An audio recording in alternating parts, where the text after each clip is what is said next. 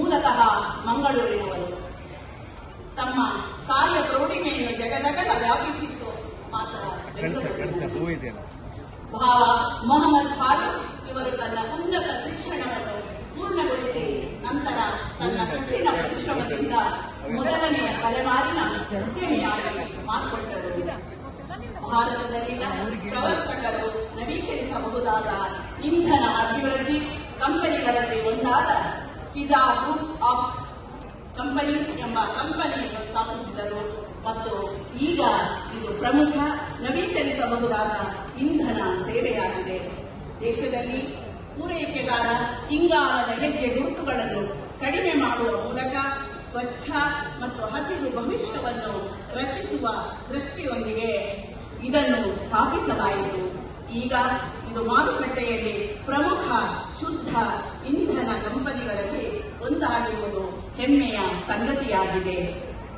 ಹಸಿರು ಇಂಧನವನ್ನು ಉತ್ತೇಜಿಸುವಲ್ಲಿನ ಇವರ ಪ್ರಯತ್ನಗಳಿಗೆ ಮನ್ನಣೆಯಾಗಿ ಶ್ರೀ ಫಾರೂಕ್ ಅವರಿಗೆ ಕರ್ನಾಟಕ ರಾಜ್ಯದ ಪವನ ಶಕ್ತಿಯ ಅಭಿವೃದ್ಧಿಗೆ ಅತ್ಯುನ್ನತ ಕೊಡುಗೆಗಾಗಿ ನೀಡುವ ಪ್ರತಿಷ್ಠಿತ ರಾಜೀವ್ ಗಾಂಧಿ ಊರ್ಜಾ ದಿವಸ್ ಪ್ರಶಸ್ತಿಯನ್ನು ನೀಡಿ ಗೌರವಿಸಲಾಯಿತು.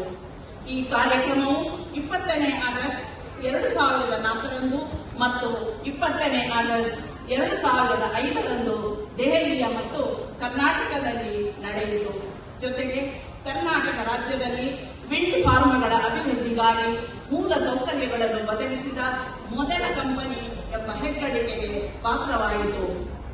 2000ನೇ ಇಸವಿಯ ಆರಂಭದಲ್ಲಿ ಪ್ರೆಸ್ಟೀಜ್ ಗ್ರೂಪ್, ಗೋದ್ರೇಜ್ ಗ್ರೂಪ್ ಮುಂತಾದ ಪ್ರಮುಖ ರಿಯಲ್ ಎಸ್ಟೇಟ್ ಪ್ರಾಜೆಕ್ಟ್ ಡೆವಲಪರ್ಗಳ ಸಹಯೋಗದೊಂದಿಗೆ ಶ್ರೀ ಫಾರೂಕ್ ಇವರು ರಿಯಾಲಿಟಿ ವ್ಯವಹಾರದಲ್ಲಿ ತೊಡಗಿದರು.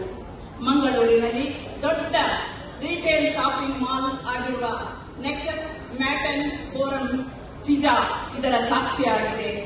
ಫಾರೂಕ್ ಅವರು ಭಾರತದ ಕರ್ನಾಟಕ ರಾಜ್ಯದ ಪ್ರಮುಖ ನೀತಿ ನಿರೂಪಕರಲ್ಲಿ ಒಬ್ಬರಾಗಿದ್ದಾರೆ ಮತ್ತು ಇಂಧನ ಯೋಜನೆಗಳ ಸ್ಥಾಪನೆಗಾಗಿ ಸಾರ್ವಜನಿಕ ನೀತಿಯ ರಚನೆಗೆ 15 ವರ್ಷಗಳಿಂದ ಬೆಂಗಳೂರಿನ ಪ್ಯಾರಿಸ್ ವೆಲ್ಫೇರ್ ಅಸೋಸಿಯೇಷನ್ ಎನ್ಜಿಒ ಇದರ ಅಧ್ಯಕ್ಷರಾಗಿ, Indian wind power association Karnataka ಇದರ ಮಾಜಿ ಖಜಾಂಚಿಯಾಗಿ ಮತ್ತು ನವಮಂಗಳೂರು ಬಂದರು ಟ್ರಸ್ಟಿನ ಮಾಜಿ ಟ್ರಸ್ಟಿ ಆಗಿ ಕಾರ್ಯ ನಿರ್ವಹಿಸಿದ್ದಾರೆ.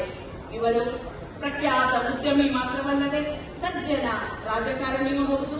ಸಾರ್ವಜನಿಕ ಕ್ಷೇತ್ರದಲ್ಲಿ ಬಡತನದ ನಿರ್ಮೂಲನೆಗಾಗಿ ತಳಮಟ್ಟದಲ್ಲಿ ದಣಿವರಿಯದೆ ಕೆಲಸ ಮಾಡಿದ್ದಾರೆ.